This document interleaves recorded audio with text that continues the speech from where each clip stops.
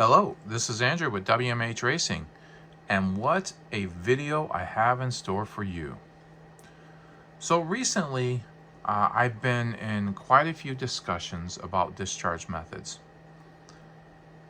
There has been talk about which method is best, which method sees the most battery performance from discharging. This video is going to test 3 different discharging methods to see the effects it has on your battery. I'm also going to show the current waveform on the output of my laptop, which is actually just my oscilloscope, but we're going to view it on the laptop because it's a bit easier to see on the laptop versus the smaller screen of the oscilloscope. So the 3 methods we're going to look at is your standard resistor bank. All right, this is a Donathan RC discharge box. It's your standard resistor bank that you hook up to an iCharger and run the discharge. And it's what tons of people have.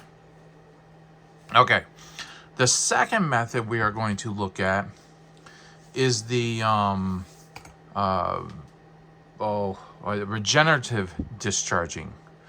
I have this thing that you can see in the picture or in the video. I'm not actually going to say the name. Y'all can see what it is, but I'm not going to try to badmouth it or anything like that. I'm just not affiliated with him in any way, shape, or form, and I'm just not going to say the name. We'll refer to it as regenerative discharging. Okay, the third method that we're going to look at is my battery wizard. So the battery wizard uses a discharge bank much like Donathan Racing or any of the other discharge banks that are available on the market. The difference being is how the battery wizard actually uses that discharge bank versus something like the iCharger or the other chargers that discharge into a discharge bank or a resistor bank. So like I said, we will show all this. We'll show the current waveforms on my laptop because ultimately you want to find out whether or not something's doing special. Look at the current waveform. That's going to show us what's happening during the actual discharge cycle. All right, anyway, so the test that I'm going to do, let's see if we can zoom in on this. We're going to take one battery and we're going to discharge it multiple times. And the first discharge cycle is going to be a throwaway, okay? And then each cycle after that, we're going to do a temp and an IR check on the battery. Then we are going to charge the battery at 20 amps. As soon as the battery is finished charging, we're going to do another temp, IR, and voltage check on the battery. And then we're going to discharge the battery at 35 amps. At the end of the 35 amp discharge, I will do another temp and IR check. If the discharge cycle is for the battery wizard, I'll record the milestones. Then we'll wait 20 minutes for the battery to cool. Now, the purpose of the temp and IR check at the beginning of each one is to make sure that the temp and IR are back to what they should be starting out, with the exception, again, of the first cycle, because the first cycle the battery is just going to be cooler because I'm not heating it up in any way, shape, or form. So that's another reason why the throwaway, not to mention, passivation of the battery. So we'll knock the passivation off with that first cycle. All right, so these cycles will be throwaway, battery wizard, then regenerative, then resistor bank, then the battery wizard again. And pretty much we're looking to see because the battery wizard is a number 2 cycle, and then the battery wizard is again the number 5 cycle. We're looking to compare the results of those to see how consistent our testing is, right? And then our last cycle, we're actually just going to do heat. We're not going to do a discharge at all. Well, I mean, we're going to do a discharge, but it's going to just be, it's just going to be heat. Okay, and then we'll look at the final discharge, and we'll look at the numbers, because heat will also give us the numbers on the battery wizard. And for those who don't know, the battery wizard is kind of it's like a dyno for our 10 scale RC batteries. It gives you milestones. It gives you the voltage, or the time to voltages of 8 volts, 7.9 volts, and 7.8 volts. It can also give you the IR of the battery, checking at a pretty high amp rate. And you can set it for different discharge rates from 1 to 45 amps. And you can see the discharge curve on a graph. You can set the cutoff voltage, yada yada yada. There's a few features of the battery wizard. And this isn't to go over all those features, right? I've done plenty of videos on my battery wizard. So anyway, this is specifically to look at discharging methods. Okay, so the thing we're going to be looking for here is mainly we're going to be looking for heat and IR. So the warmer the battery gets, the lower the IR of the battery is going to get. There is a point of diminishing returns there. I'm not exactly sure what that temperature differential is for diminishing returns, but I know there is a point. And I also know that there is a point where you get the batteries too warm, and you start running greater risks of doing bad things. At the end of this video, I will talk about our on-track testing we did for the different discharge methods. So that was a whole lot of fun, and it was pure stupidity. So it was great. But so at the end of the video, I'll go over the track data, what the actual track showed. But for now, we're just going to do bench testing, which, in my opinion, is more than sufficient. But some people need to be convinced by the track, so we'll talk about that. All right. This video will be long, and instead of trying to ramble on in between different parts of the video, I'm going to stop the video and then start a new video, and then link all the videos up together.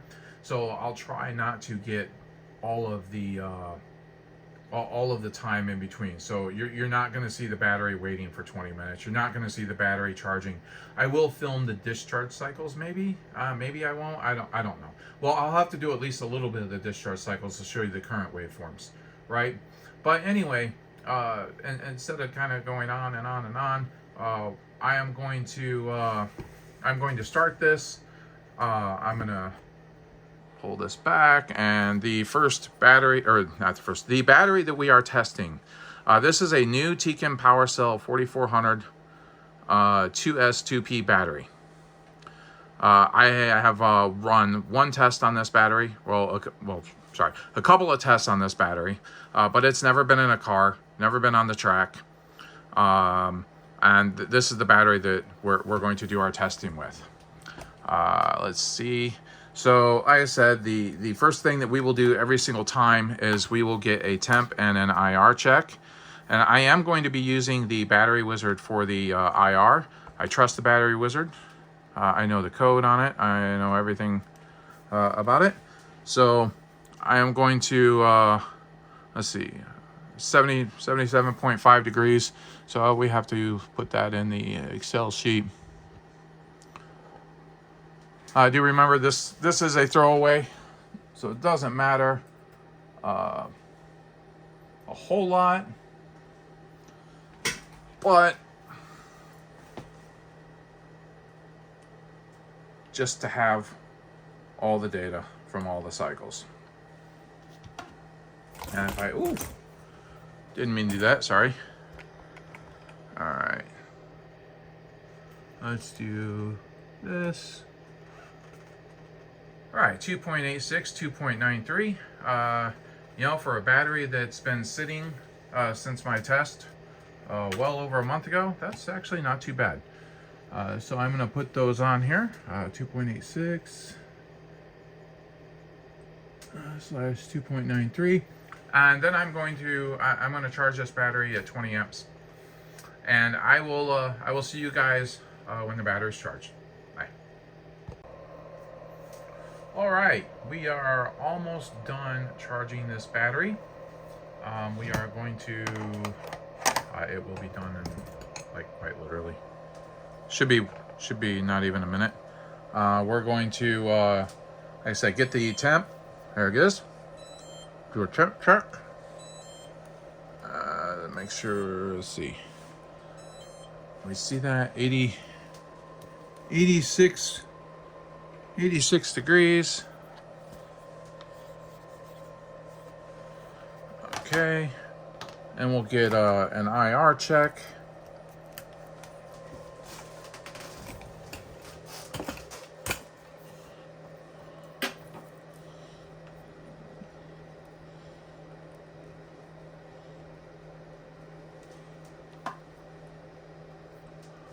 We really want to do these as fast as we can. All right, so we want to notice first things first, right? So 197, 2.08. So the IR before was in the 2s for each of the cells, and now we're down to 197 and 2.08. And we went from 77 degrees to 86 degrees. So we got a boost in IR because we raised our temperature. All right, so let's look at the settings really quick. 35 amps, we're gonna do 5 minutes. Cutoff voltage doesn't matter in this case because we're not gonna hit it. Okay, so I'm gonna go ahead and run this discharge and turn the fan on and put the battery in a lipo state. All right. So let me go ahead and put these values. Let's see, temp after charging was 86. IR was 1.97. Oop. Gotta love Excel. 1.97 slash 2.08. All right, so we got those put up there. So now I want to, we're going to do the current waveform. I'm going to go ahead and minimize this Excel sheet so we can see that. Just to show what we're actually doing here, I have a current clamp that is hooked up to my oscilloscope. So this takes the, instead of using the standard oscilloscope probe, this uses a box that does magic inside the box, transforms the signal to a voltage for the current, and then I have the output set up to where 1 volt equals 1 amp. Okay, so I am going to put this on the wire, and we will see what our waveform looks like. All right, so what you're seeing here is something called pulse width modulation. So with the battery wizard, you see that the mean right here, 34.7-ish, is actually the average voltage. So if you count up this part of it and this part of it and then divide by 2, you'll actually get the average voltage. But what we're actually doing is we're pulse discharging this battery. So it's not actually discharging at a 35 amp linear current draw. it's actually being pulse discharged from 0 to right now 76.7 amps, right? This number will shrink throughout the discharge. The peak to peak will shrink as the resistor bank heats up. As the resistor bank heats up, it'll actually increase the resistance of the resistor bank, and so it takes more voltage drop over it, and so it's going to take, or the IR goes up, which means the total current that goes through it will go down. But what you are seeing is a pulse width modulation.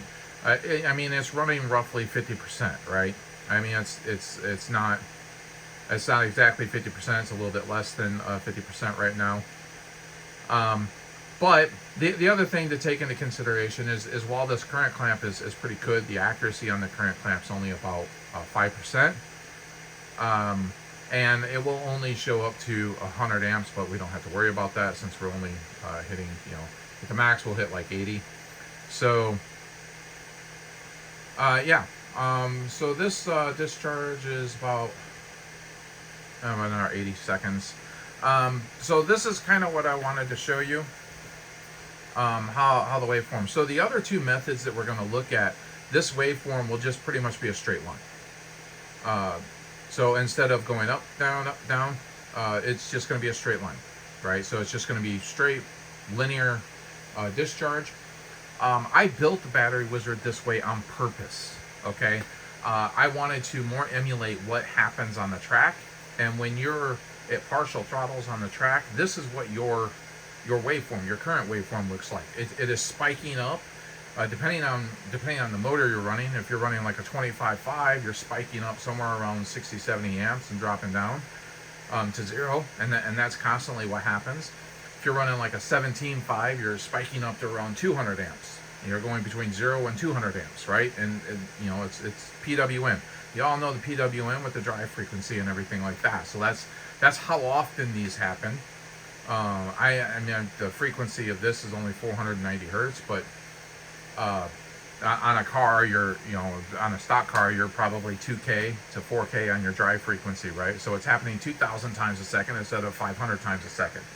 But, all right, that's enough of that. Our discharge cycle just got done. Okay, the first thing we're going to do, I'll go ahead and get the IR reading. So check IR, awesome. 1.52, 1.48, great. Now let's get the temperature. 111, so 111.5 degrees, awesome. 111.5.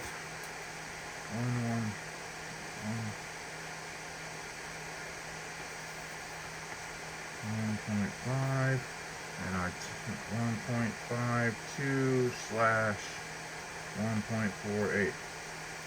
Awesome. So I'm going to get these numbers added. I'm going to cool this battery for 20 minutes. I'm going to start that timer right now, and we'll see you back. Bye. So we're back. I still have about a minute and a half left, but I wanted to talk about something I forgot, and that is the milestones. So on the first run, 34, 61, 81, those milestones in the 7.637, and I went ahead and recorded those up on the Excel sheet. So we'll compare these to this next run, which is also going to be using the Battery Wizard. So the idea that we're looking for here is to show the correlation between the IR of the battery and the temperature, and that a lower IR is going to give us better numbers. All right. So as we continue to go through the testing, it's kind of the point of measuring the IR and the temp is to show what it is before we start discharging, what it is before we start charging, what it is at all these different points, so we can try to get we try to make the temperature as close as we can in each of these tests. So yeah, so right now, let's see, we have 95.0, 94.8, so roughly 95 degrees, right? So that's kind of what we're going to be shooting for here. And our timer is right there, and done. All right, so I have it hooked up here, still to the battery wizard. So I'm going to go ahead and do that IR test, and then we'll start the charge. We expect this to be higher than that last time, right? 2.03, 1.93. See, the first time when it was at 86 degrees, or sorry, 77 degrees, it was at 2.86, 2.93, right? So let's see. Temperature was 95, 2.03 slash 1.93. And now I will go ahead and charge the battery at 20 amps. See you in a few minutes. So we are getting close to the cutoff for the charging, and I wanted to revisit IR versus heat. There's also another thing that affects IR, and that's the state of charge. And the closer a battery is to full charge, the lower the IR will be. Now, on like something on a 10,000 milliamp battery, you're going to see less of a difference in state of charge IR versus something like heat. And on something like this 4,400 milliamp battery, you're going to see a bigger difference, or you're going to see a pretty big difference with state of charge. For example, if we look up here, we see that, well, it's just finished. So let's actually get our temperature and IR, and I will go talk about that again. So let's see, we have a temperature of, it looks like 89, 90 degrees. Okay, so 90 degrees. And we'll go ahead and put this on the battery wizard. We'll get an IR check, and then we will run the first actual discharge cycle. So our IR check is at 1.8, 1.69. Let's see, 90 Fahrenheit, 1.8 slash 1.69. Okay. Now let's go here. Run discharge with the same settings. Turn the fan on and throw it in the LiPo safe. Okay, so let's get all that information put into our Excel sheet. Temp after charging 90, 1.8, 1.69. Okay, so if we look up here, we will see that at 86 we were 1.97, 2.08, and at 90 we're at 1.8, 1.69.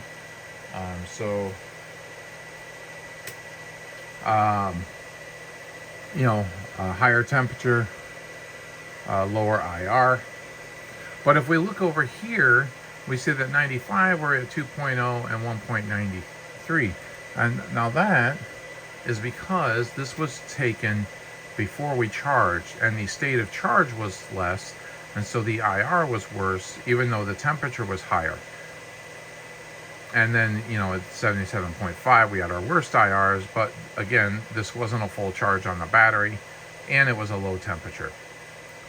So we should see in this column, temp after charge, well, actually, we want to see pretty close to 90 degrees for all these. So we hope to see that the IR is about the same for the rest of the discharge cycles, with the exception of the heat. All right, so we're again running the battery wizard, and I'll go ahead and show that current waveform again.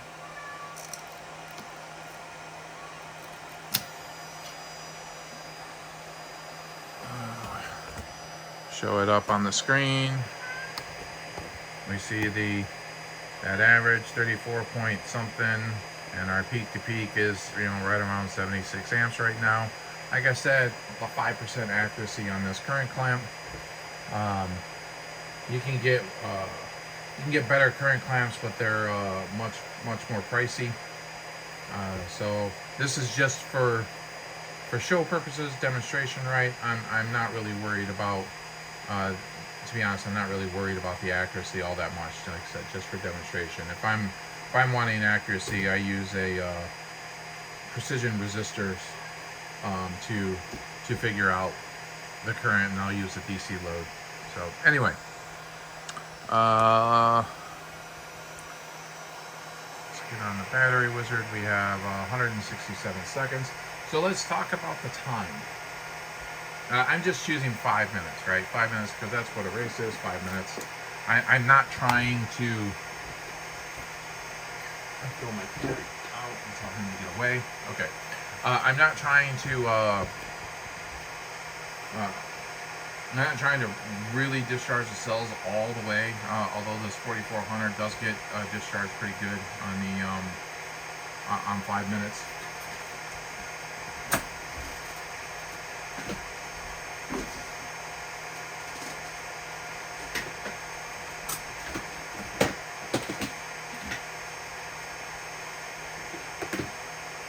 Sorry, my cat is in here terrorizing my workspace.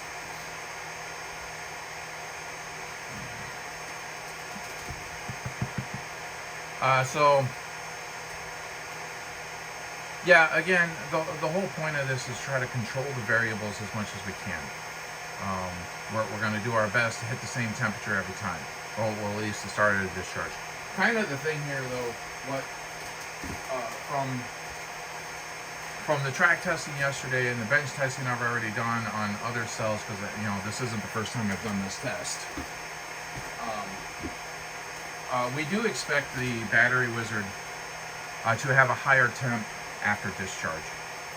A couple reasons could be to blame for that. One, the battery wizard does hit the batteries, you know, that peak to peak voltage or peak to peak current, you know, hitting up to 80 amps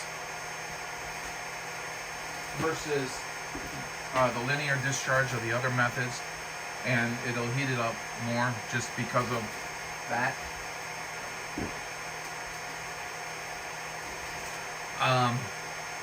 The other reason is because the battery wizard only takes a couple seconds to actually get up to 35 amps, versus the other methods, you know, we'll show you, take 10 to 15, 30 seconds.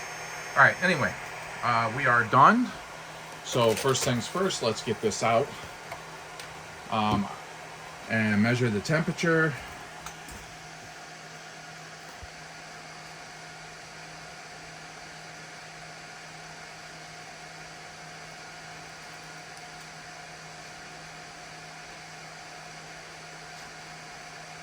See that again.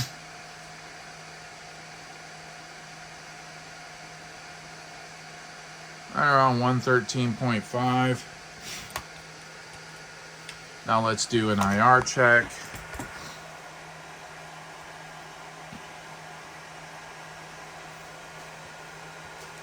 So 113.5 with a 1.46, 1.39. And now I'm also going to grab those milestones. 41, 69, and 88 with a 7.663. Okay. So I'm going to go ahead, I'm going to put all that into the graph. I'm going to cool this battery for 20 minutes. And I will see you guys shortly. Alright, so we got 10 seconds left. And I think our temperature might be still a little too warm. Oh, no, 95. Wow, look at that. 95 degrees. Timer. Awesome. Let's do the IR check.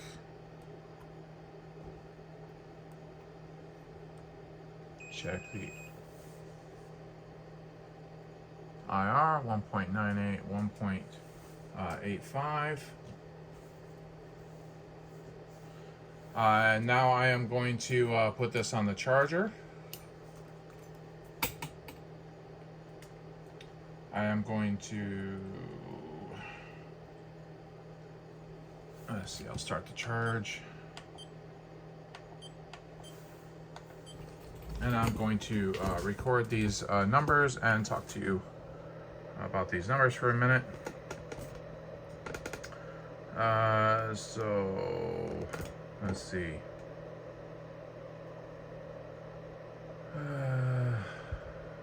Temp, sorry. Temp before charging was 95. The IR was 198, 185. 1.98 slash 1.85 versus 2.03, 193. So those are pretty close. We're seeing a theme. Temperature does follow IR. You get the same temperature, you're gonna have really close to the same IR. Like I said, state of charge does matter. So you do have to consider state of charge and IR. All right. But ultimately, when we're running our batteries, we're going to be running them at full charge. We're always looking for the same state of charge, right? So I want to draw your attention to these numbers over here on the right. So when we started the charge, or we started the discharge at 86 degrees, we finished at 111.5, and our milestones were 34 seconds to 8 volts, 61 seconds to 7.8 volts, and 61 seconds to 7.9, 81 seconds to 7.8. We had an average voltage throughout the discharge of 7.637. I don't think anybody's going to argue with me that the larger these numbers are, the better the battery is going to perform. Okay, so now we start the charge or discharge at 90 degrees with a slightly lower IR, and we get better performing numbers. Now, the next few cycles, I'm not going to be able to do these milestones, right? Because these are going to be done on the iCharger. The next cycle is going to be the regenerative discharge. But what we can see is what the temperature at the end of the discharge is. Okay? Since we are forming this correlation between temperature and IR and performance, we will be able to say that the temperature at which the battery is at the end of 5 minutes through the RC discharger would be a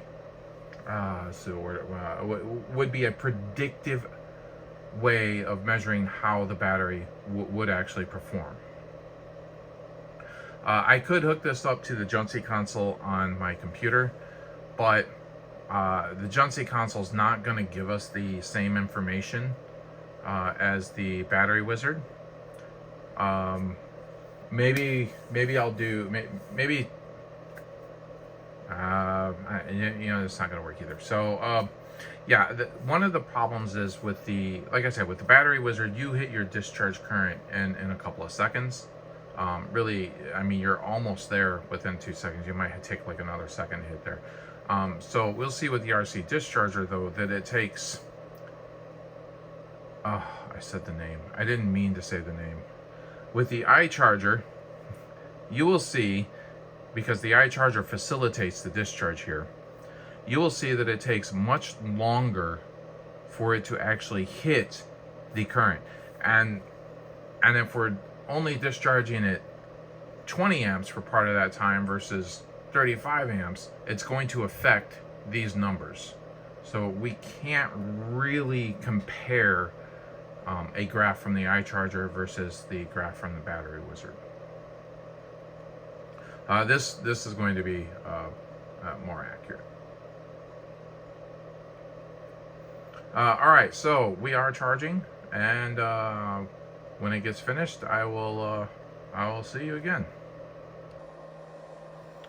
Okay, we are almost done with the charge cycle. So we're going to get the battery temperature as soon as this starts or stops, and then the IR, and then we'll be doing the regenerative discharge test.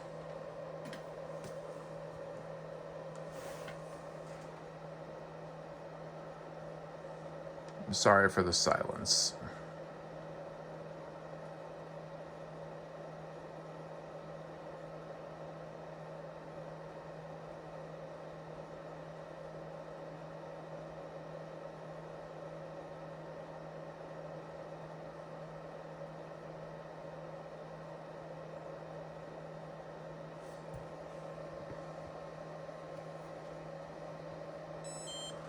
Okay, so temperature. Let's see if you can see this. 90 degrees. So that's perfect. That's exactly what we want. 90 degrees. Okay, let's go get that IR test. We fully expect this IR to be close to that 1.8, 1.7 IR. So let's see. Got it hooked up there. Let's do this.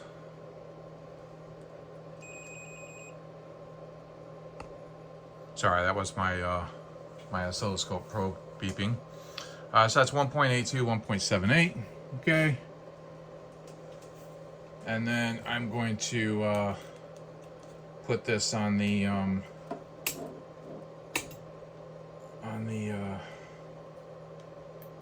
charger and do the RC discharge. Go ahead and throw it in the LiPo sack, just like we did the other ones. All right, so I'm going to, oops,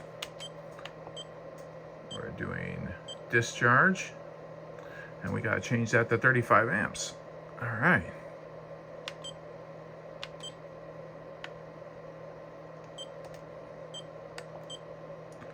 I'm happy I caught that. That would be a whole lot of testing to have messed that up, right? I already have it set to the input, so it'll be regenerative. All right, so let's see, discharge, 35 amps, yes, and that's gonna make me select this, yes, awesome. All right, so we do have to watch this one because, and just to show you, it is in the sack, so we're not gonna lose heat because of that. Because this won't automatically cut off at 5 minutes, which, so it's really kind of annoying. I didn't see the time in there as one of those things that you could set, because that would be kind of cool, right? But, all right, so if we go back up here and we'll put in these numbers. So temp after charging 90, the IR is 182, 1.78. That is again pretty close to the other value there. We see that, you know, that it's going to maintain somewhere around the same IR for the same temperature. Now, if we look down here at this test I did with a different battery, you will see that there was a pretty big temperature difference between using the battery wizard and using the RC discharger. Oh, speaking of, that's right. I wanted to show you the current waveform, right? Yeah, we want to see the actual current waveform, and I gotta make sure that I don't knock that sensor wire out. Okay, so let's see what the current waveform looks like. Maybe not. Oh, there we go. Okay, had the clamp on wrong. All right, so 34.8, so, you know, 35 amps linear discharge. All right, you can see the way this waveform looks. Oh, that was an IR test right there. Huh, that's cool. Those must have been right at the minute mark. So that was that was the charger stopping the discharge for a split second to measure the IR of the battery, because that's how the iCharger is doing it. So it actually um, uh, it stops the discharge for just a fraction of a second. It measures the voltage drop, and then it continues on. The problem is it doesn't really give enough time in between there, so the readings are a bit they're a bit lower than what they should be, due to not giving enough time for the voltage to settle during that voltage drop, right? So anyway, you can see that there is that linear discharge. There's nothing special about this, right? We're staying right around that 35 amp mark, right? And that's it. So you can already see that the battery wizard does the pulse discharge, hitting your battery at 70 to 80 amps for half of the cycle, versus 35 amps for the full cycle. So the battery wizard, in my opinion, gives your battery more of a workout, but it is also more applicable to on-track testing, because that's what the motor on your car is doing, right? Your motor is a resistor. I mean, ultimately, right? There's inductors in your motor, but the resistors. I mean, that's how we measure how good the motor is with the resistance. All right, so we're at 3 minutes and 59, 4 minutes. Okay, so we got 1 more minute to go, and like I said, I do have to be careful here and stop this on the 5 minute mark. Otherwise, it can mess up the testing. Anyway, I'm gonna take this current clamp off because we don't need that anymore for that. So there's just to show you that there's nothing really special happening with the regenerative discharge, right? The iCharger is facilitating this discharge, and 99% of dischargers on the market discharge the same way. They do a linear discharge. If you go ask somebody how to build a discharger for LiPo batteries, they're going to tell you, go get some linear MOSFETs and set your system up to do a linear discharge. I just chose a different way. I chose to do a PWM discharge because it's more representative. All right, so 5:01, stop. Awesome. All right, so now we're done. Let's take the battery out and get the temperature. Like I said, I expect this temperature to be less.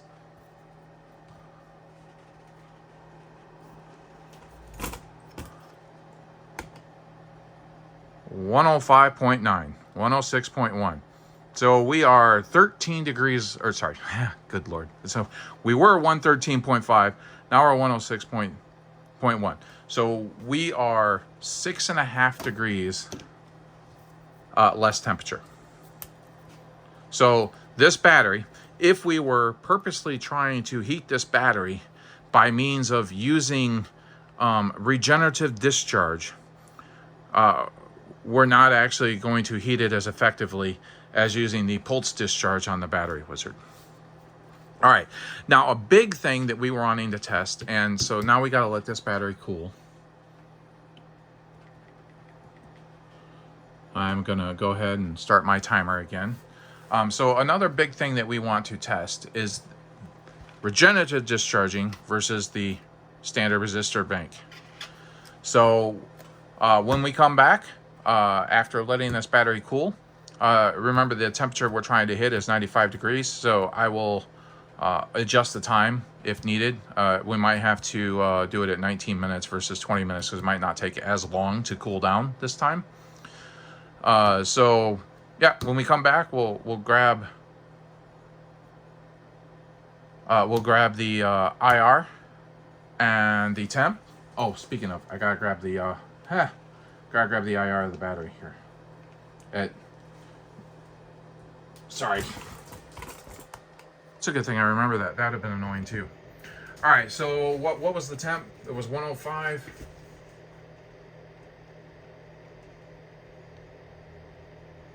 after discharge 105, and the IR is 1.57 slash 1.54. And just to kind of show up there,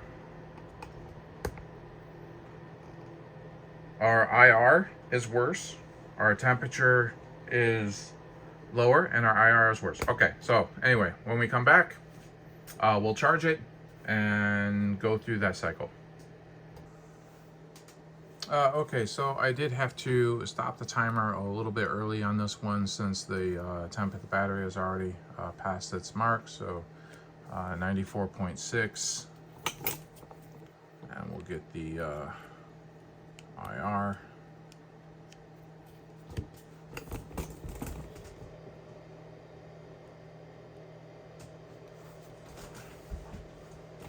Alright, so what is this? This is temp before charging, right? 94.6. IR is 1.86 slash 1.81.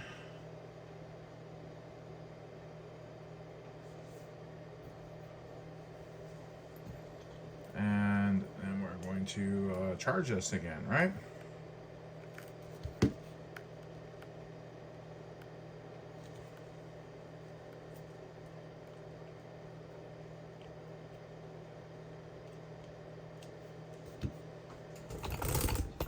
Alright, back to here, back to charging at 20 amps. I will see you all when it's done charging. Alright, this thing is done. Let's get temperature.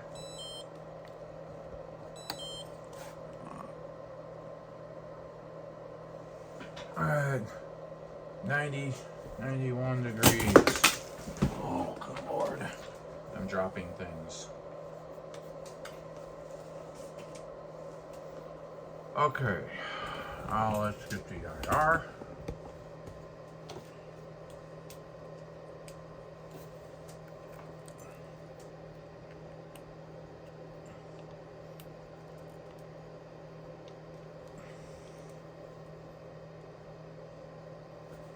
.67, 1.93.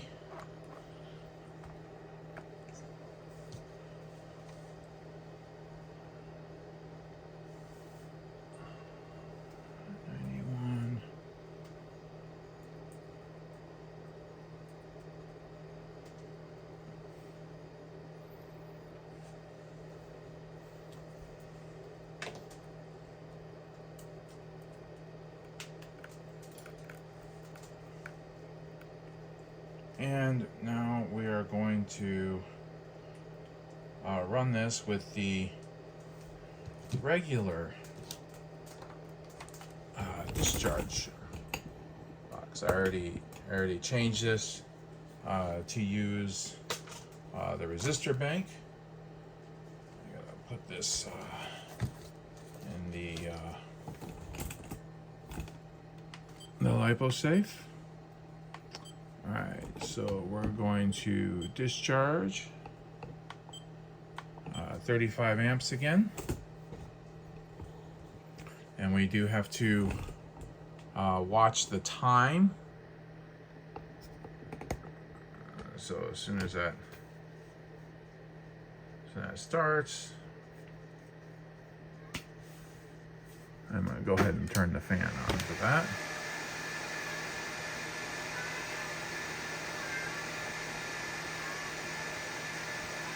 Still waiting.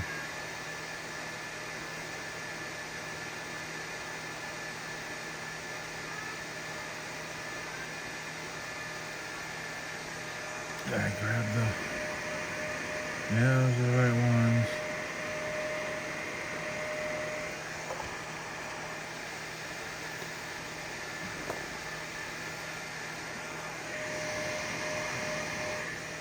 Oh, my eye charger doesn't want to discharge.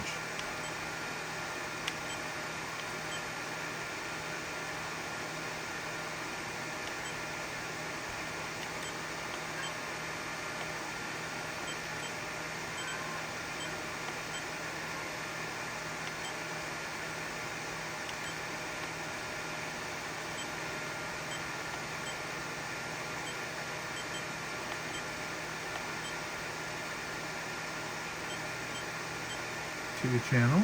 That's right.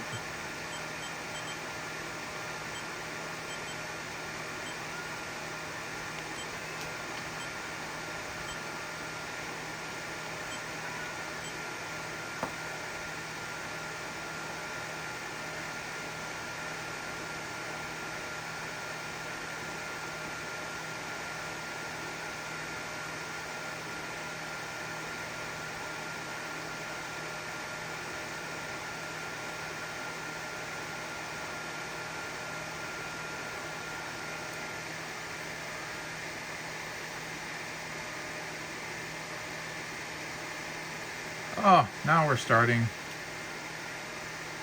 And notice how long this is going to take to get to 35 amps.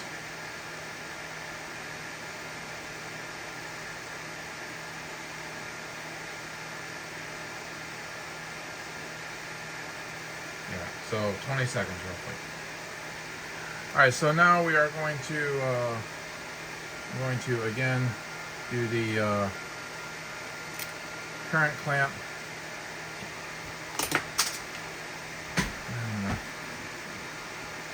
Grab this right here.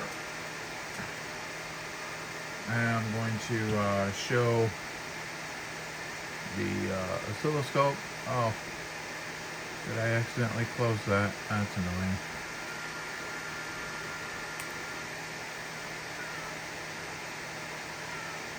Alright, this is my controller.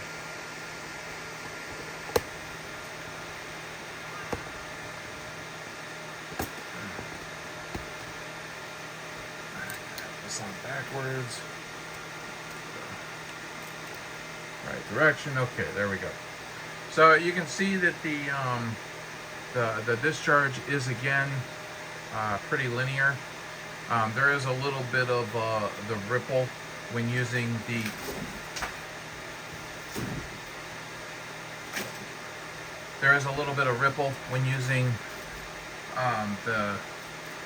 the discharge bank versus the regenerative discharge.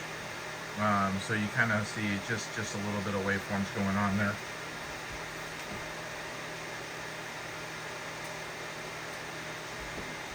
Let's see if we can, yeah.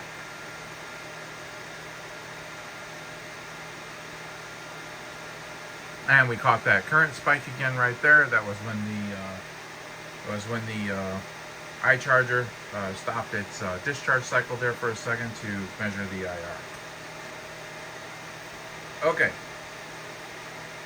There's really not much going on here. I am going to have to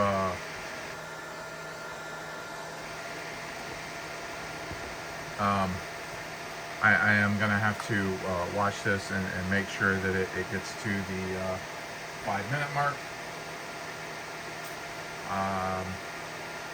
So yeah, I don't really have much to say at this point. I will see you guys again in a couple minutes. Okay, so we got 30 seconds left. There was something I was going to say. I can't remember what it is. Go figure. I guess now I just get to ramble on for the next 15 seconds.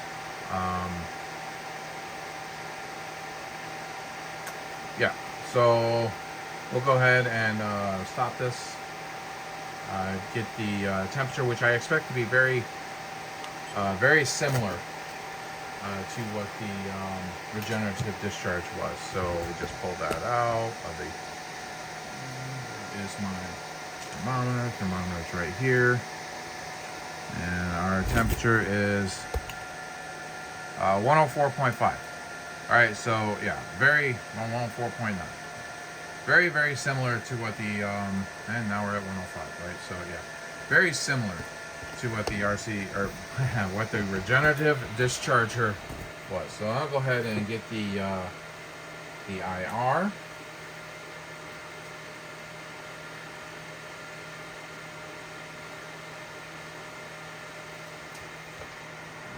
That 149, 147. All right, and I'll set my timer for 20 minutes. And I'll start putting this information into the spreadsheet. So we're looking at temp after discharge. We'll call it 104.5, 105, 1.49 slash 1.47.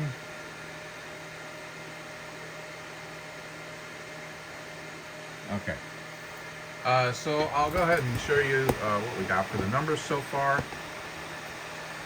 And you're going to notice that we have a lower IR with this 104.5 than we did with the 105. I think the reason is because I forgot to take the IR right away, right after it was done discharging on the regen. So this number is actually a little bit higher than what it should be. It should be closer to the 149, 147. And see, we're not seeing a huge difference though, even at that, between 110 degrees and 105 degrees. You know, the difference between these is so minimal. So, you know, with this battery above 100 degrees, it pretty much kind of is going to perform pretty close to the same. So our next test will be back to the battery wizard again.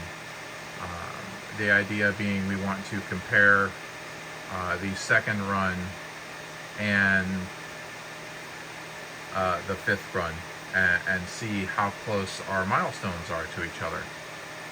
Kind of the whole point of this,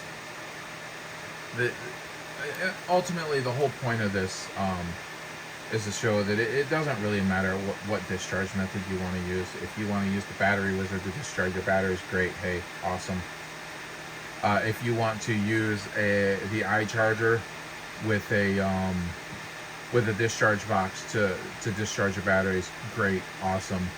If you want to use a regenerative discharge method to discharge your batteries, great, awesome. One of them is not providing a big advantage over the other. Like there's nothing super special going on in these discharge cycles that provides some advantage that is leaps and bounds better than the other method. Okay, yeah, the battery wizard will get your battery a little hotter, and it does act more like track conditions, but there's nothing wrong with these other methods of discharging. Okay, so if somebody is saying, and then I guess that's kind of the thing. I'm just annoyed, I guess, more or less, that there is a company out there somehow saying that this method is the absolute best and gets the best results. It's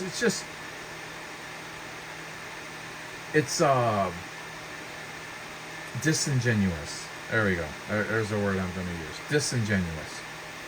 All right, so are these back cool?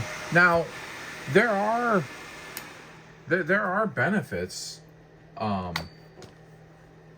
to using regenerative discharging. One, you don't have to deal with the fans for the discharge boxes, because let's face it, they can get quite annoying if you're at home doing bench testing, having to listen to the fans, right? I generally have a bunch of fans going for all my electronic equipment. It doesn't bother me quite as much, but the simple fact of the matter is the fans are running, they are noisy. We'll take notice though that when I'm at the track, yeah, it doesn't really matter that the fans are running because you can't hear them. I mean, honest to God, the track is so noisy that it doesn't matter if you have the fans running in your pit or not. It's not going to make one bit of difference. But you know, other benefits of regenerative discharging are, you know, that you can discharge on one channel while you're charging on the other, and you can also, I mean, you can get rid of the power supply, right? I mean, I use that. I use that when I'm at the track when I'm running running outdoor a touring car on an asphalt track. I have a big 100 amp hour life battery that I use to power my my charging equipment, because you know you can't use the power supply, right? Well, I mean I could if I got a generator, but I choose a 100 amp hour life battery. Anyway, we got about 14 minutes, so I'll see you guys in a little while. Alright, so here again I have to cut the time short because we want to measure this when it is at 95 degrees. We're actually at 94. It's dropping pretty fast. So let's do an IR check so we can get this back on the charger. 186, 176.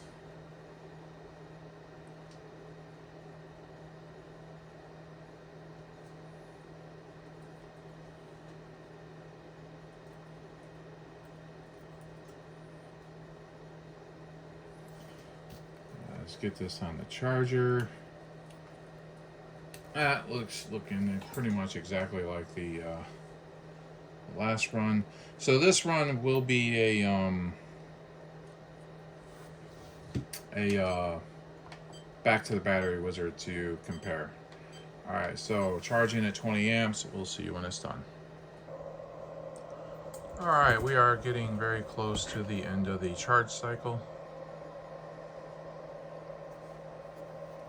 And we'll get the temperature and IR check, and then we'll run the battery wizard. So it looks like 90 point,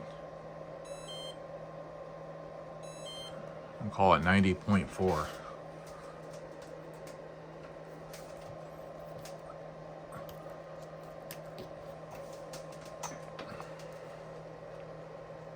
Let's get the IR.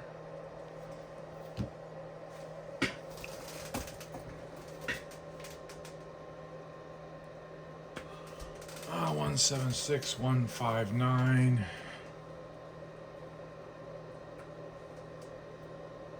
Oops.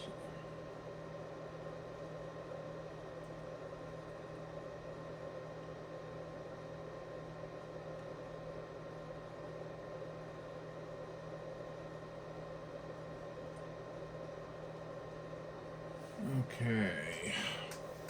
Now let's put this back in the case. Where's the LiPo safe, and run the discharge, turn the fan on.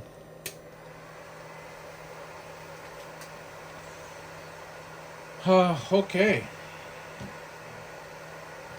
So like I said, this run specifically is to compare to the results from the second run. You know, same temperature. We're expecting this to be. We're really expecting this to be very similar results to that second run, just to kind of show consistency.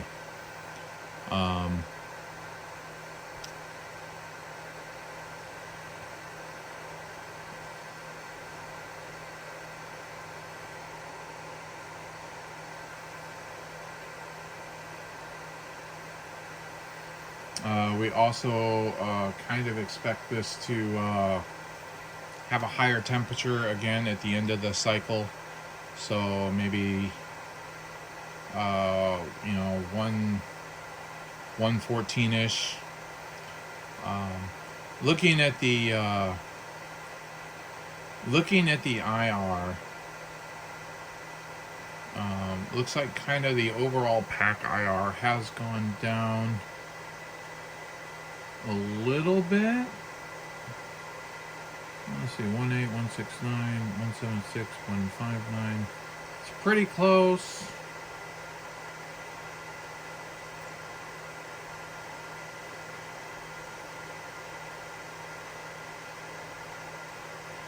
It's kind of, it's looking close.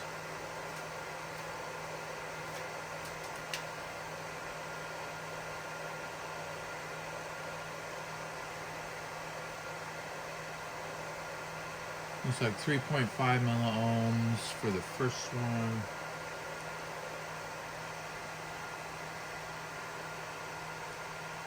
3.6 milliohms for the second run.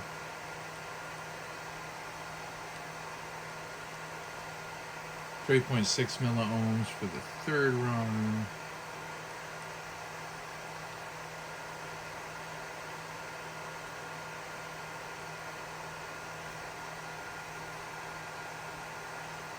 And this one's down to 3.35. Okay, so with that, the fact that this is down to 3.35, I would expect the numbers to be slightly better, right? These time to 8 volts, time to 7.9 volts, time to 7.8 volts. I would expect these numbers to be slightly better than what they were in this run right here. Just like that, we have better IR from here to here. We have a better IR from here to here. Could be due to just the battery being ran more.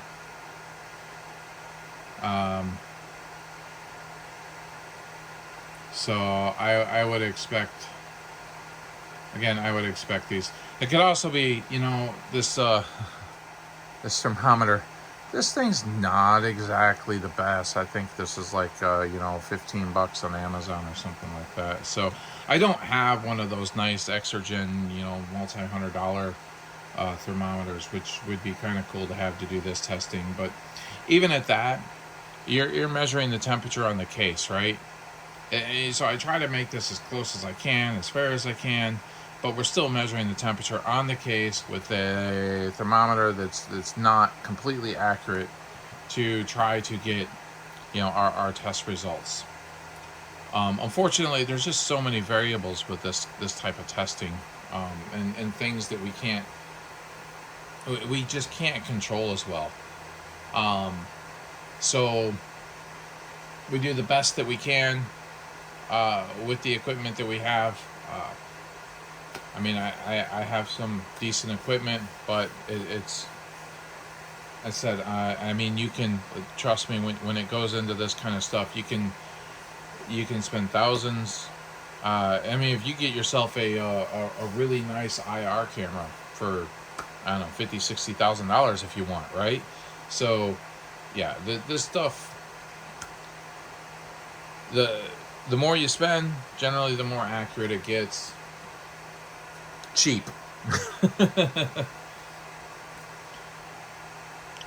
All right, we hit our 300 seconds. Let's get our temperature, and this thing is kind of warm, I can tell. And we look at our temperature. We are at the 112. Back around, like I said, that 113 mark. So we'll do an IR reading at this. 1.4, 1.34. I'm gonna go ahead and start my timer.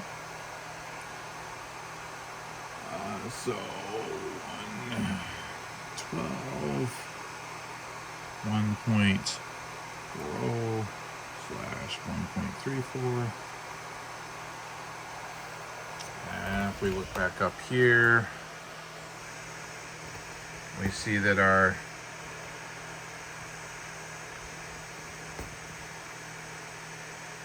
hotter temperatures are better than lower temperatures. And we actually have a lower IR at 112 than we did at 113.5.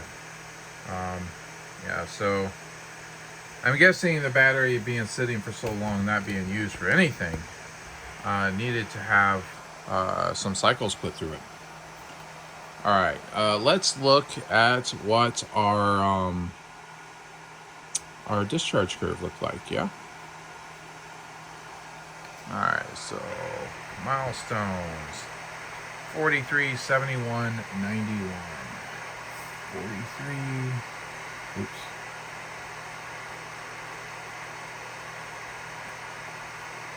Put it in the right spot.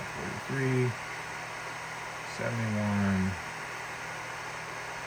91 with an average voltage of 7.671. All right. Then come up here and look at this again. And so comparing our 5th cycle to our 2nd cycle, there's a couple seconds variance between each of these, with an average voltage of 7.671 versus 7.663. Like that is 100% close enough. You ain't gonna be able to tell the difference. That not going to be able to tell the difference on the track between that. Just you're not going to be able to, right? All of these are so close that you're probably not going to be able to tell the difference on the track. And when we look at the track data, we'll see. We'll see that the differences really are they really are small.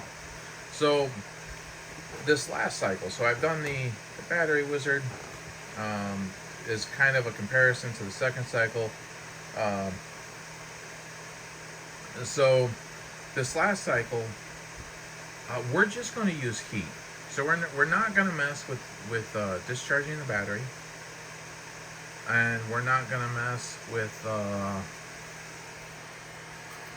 we're just not gonna mess with discharging the battery. Well, we'll do the discharge of the battery to look at the performance aspect of it, but ultimately what I'm gonna do is I'm gonna let this battery cool for the 20 minutes. Then we're gonna put it in a heated lipo sleeve, one of the DRC heated lipo sleeves. I'm going to put it in there on the white setting for 20 minutes. Oh, this thing right here. And then I will charge it. I might actually change it down to the blue setting.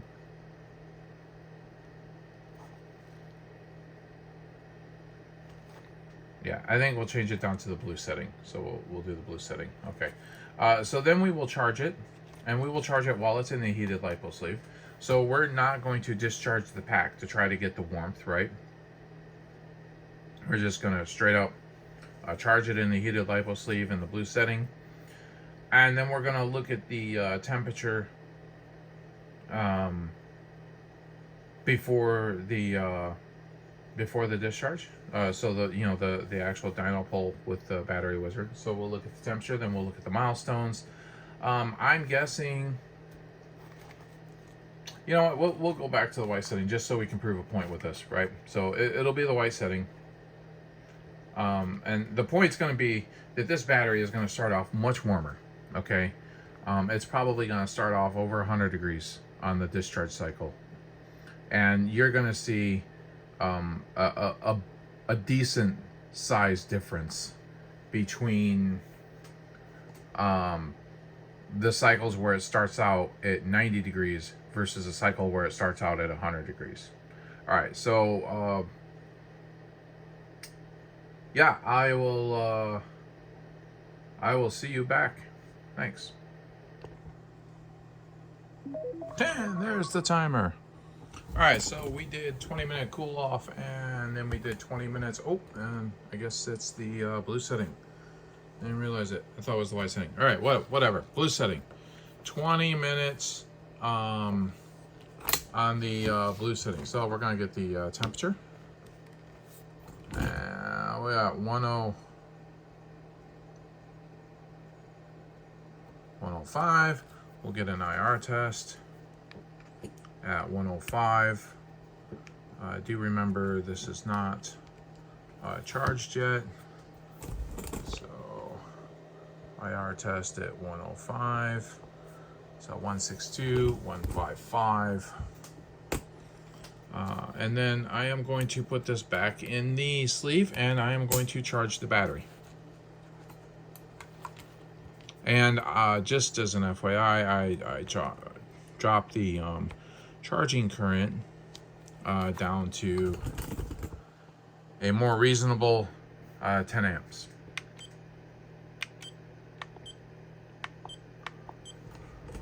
All right, so I'm gonna put these numbers on the spreadsheet. So we have with the heat, the temp before charging, we'll call it 105, and the 1.62 slash 1.55. I would imagine this should be somewhat comparable to this. So when we were at 105 after discharging, we were at 157, 154, we're at 105, we're at 162, 155. So yeah, that's pretty close.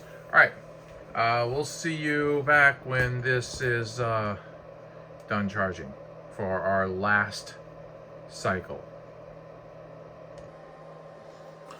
All right, we are getting really close to this battery being done.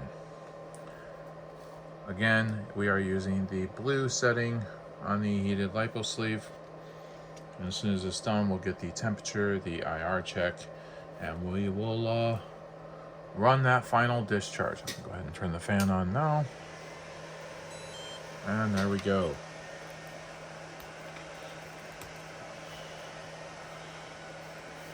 All right, temperature.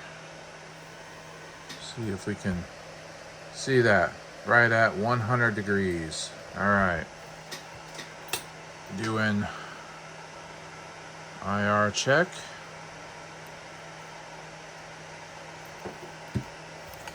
Over here.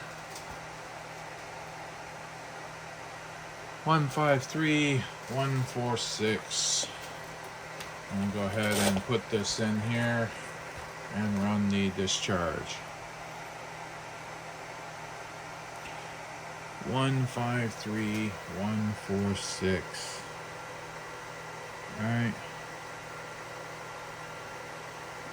100. 1.53 slash 1.46. All right, at 3 milliohms for the both.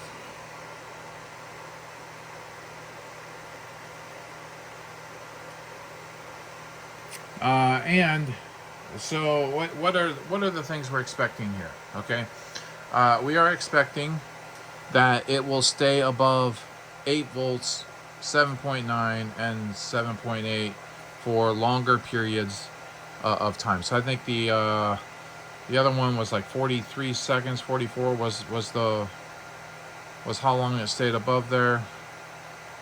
So we get like 50 seconds this time. And voltage is dropping fast.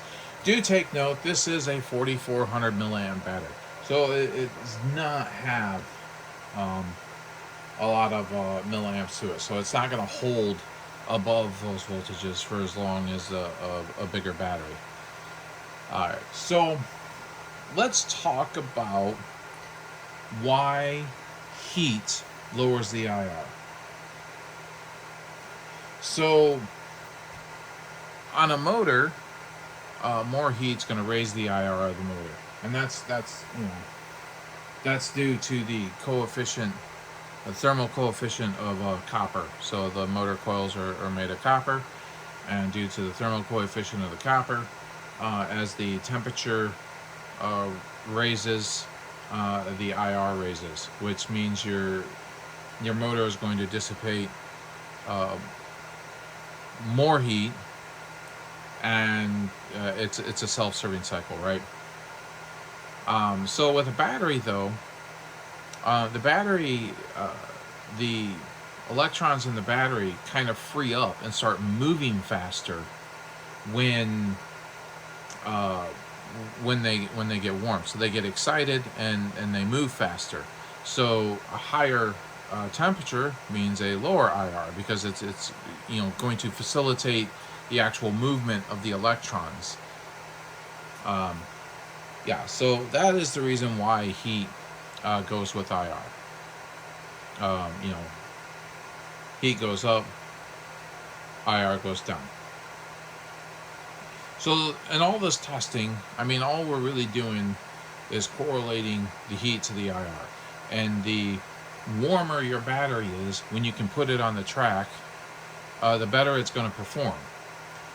Some batteries are going to see more of an increase in heat. Like they're going to see a better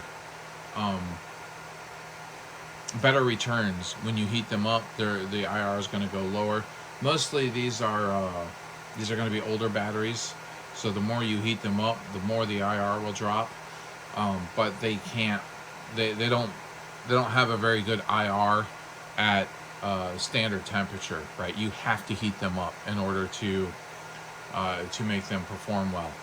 Whereas better batteries will perform. They're still going to perform better when they're warm, but you don't have to get them as warm, and the how warm you get them doesn't it's the curve isn't as great, basically. So we got another minute on this discharge. I am trying to think what else I can throw into this last minute. This has been a very long video. Well, I guess not a long video. This testing session has been extremely long for me. It's been going on for, I don't know, 4.5 hours at this point. So let's see how long the video actually ends up being. Yeah. All right. I did say. I'll talk about this right after the discharge is finished. So another 20 seconds on this. We'll measure the temperature, we'll measure the IR, and we'll look at those milestones. I 100% expect them to be better than the milestones that are currently than the other ones from the second and the fifth cycle. All right, so we are done. I also expect this to have gotten hotter than 113 degrees. Let's find out. We are at, looks like 118.5. Let's get an IR check. Check the IR. 133,129. So hopefully that is the lowest IR that we've measured so far. 133,129. Did we get lower than that on any of the other tests? No. All right, awesome. That was 118.5, 1.33/1.29. And let's look at our discharge curve. Oop.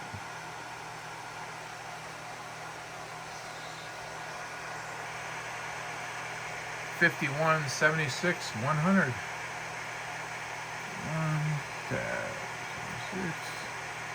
100.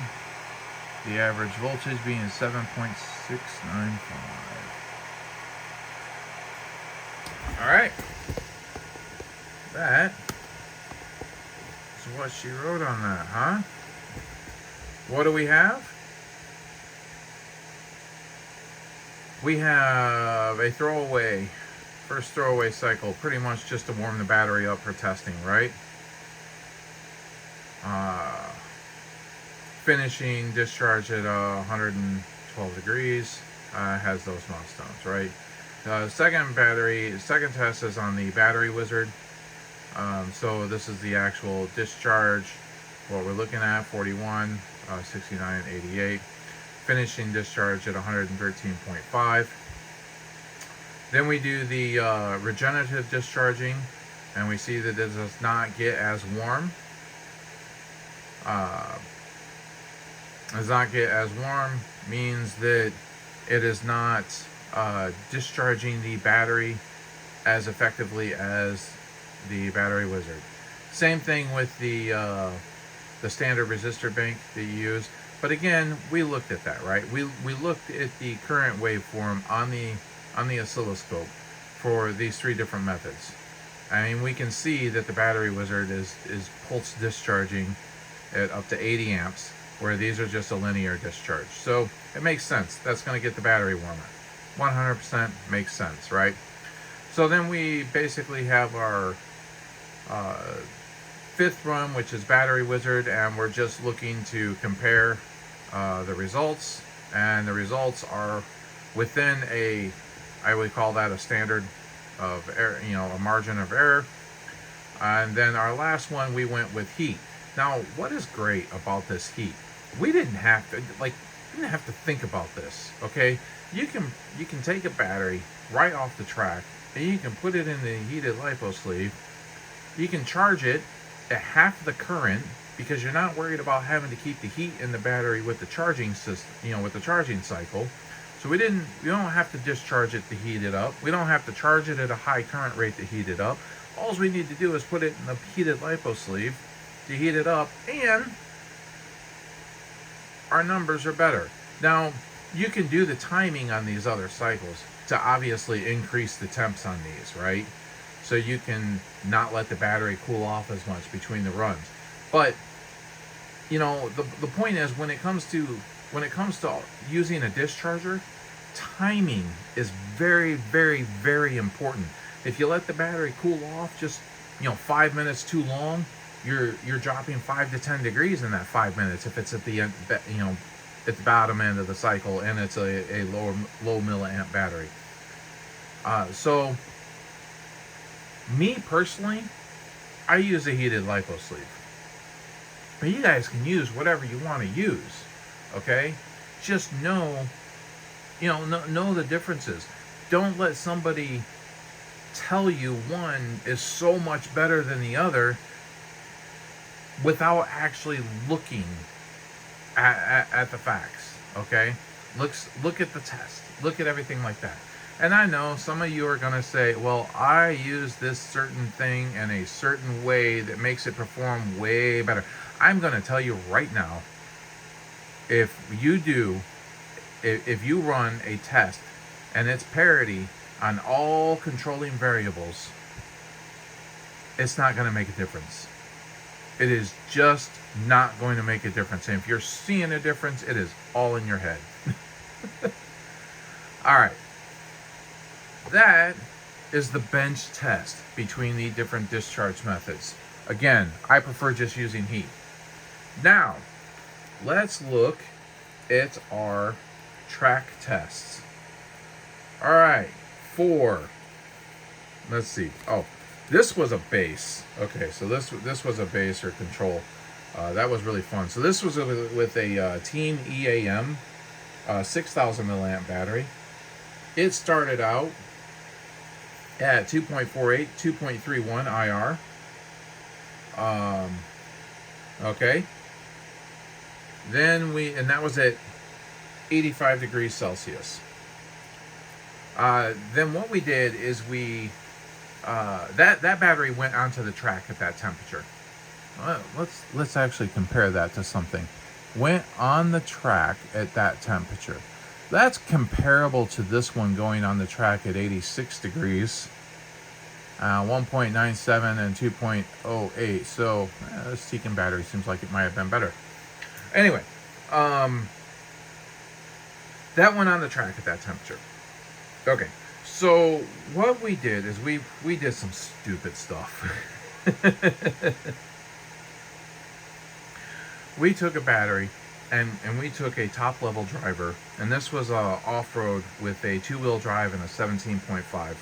This was a high traction indoor off-road clay track, and we took a very high level driver and we had them run that battery for 5 minutes on the track, and then we had them come in and we took that battery straight out of the car and discharged it using the 3 different methods. We discharged it using the battery wizard, we discharged it using regenerative discharge, and we discharged it using the resistor banks, the standard, right?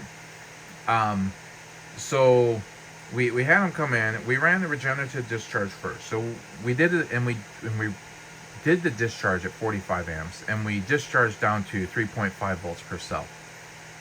So it pulled quite a bit out of the batteries. I think the batteries were 6,000s, and I think we were putting around 5,000 milliamps back into them when we were charging. So yeah, we pulled quite a bit. So what we did The battery comes off the track. We put it immediately onto the discharger. And then as soon as it's done discharging, we started charging at 40 amps. So we discharged down to 3.5 volts per cell at 45 amps. And then we immediately started charging at 40 amps. Now, the regenerative discharge, when it was finished charging, was at 113 degrees with a 1.8, 1.7 IR. The next test we did was the standard discharge. The same thing, top level driver goes out, runs the battery for 5 minutes, and it's two-wheel drive 17.5. He comes back in, we do the same process. Discharge at 45 amps down to 3.5 volts per cell, then immediately charge at 40 amps. And this was a result of that. It comes off the charger at 115 degrees with an IR of 1.78, 1.63. So slightly better IR, slightly warmer battery, right? Completely following, the results that we're looking at. All right, we have him go out, run for 5 minutes, come in, immediately discharge at 45 amps, and then charge at 40 amps, and with the battery wizard. So the battery wizard, the final temp is 117 degrees with a 1.71, 1.63 IR. I do not recommend doing this test. We got EA's battery up to 152 degrees during the discharge cycle on the battery wizard, which was about 10 degrees hotter than the other methods. By the time the charge cycle was done, it had dropped down quite a bit, but nonetheless, the final results were that it was still warmer coming off the battery wizard than it was the other ones. Like I said, I do not recommend that. EA definitely recommends that you don't get his packs warmer than, I think, 120 or 130 degrees. So we went full on abuse to look at how the heat cycles would look. As far as track difference, yeah, you couldn't really tell. The driver said that every time we did something that heated the battery, they felt great compared to the original run, which was much cooler temp when it went out at 85 degrees. He said that one lacked power compared to the heated versions. So there you have it. All this testing, just so we can show you that choose the method that you want to choose. Honestly, choose whatever method you want, but don't buy into the hype, okay? Choose the method you want, great, run it. Don't buy into the hype. Don't spread false information. And that's really all I got. So, if you like this video, that's great. Hit that like button down there, and please subscribe to my channel. I will be trying to put out more content. Trying to get a little bit more out there. So, all right, this has been Andrew with WMH Racing. You guys have a good one.